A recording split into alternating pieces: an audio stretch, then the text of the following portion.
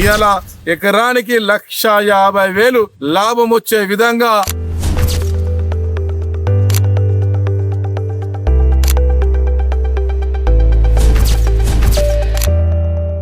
మీకు అందుబాటులో ఉండే విధంగా 11 ఫ్యాక్టరీలు, ప్రైవేట్ ఫ్యాక్టరీలు ఓపెన్ చేయకుండా ఈరోజు ఆ రైతులకు కూడా ప్రైవేట్ కంపెనీలు వేస్తున్న ఆయిల్ ఫీడ్ కార్పొరేషన్ కూడా వాళ్ళకు కూడా మేము అందించే విధంగా ఇలా తెలంగాణ రైతులకు అందుబాటు ఉండే విధంగా ఇలా ప్రభుత్వం రూపకల్పన చేసింది అని చెప్పి మీకు తెలియజేస్తా ఉన్నాం.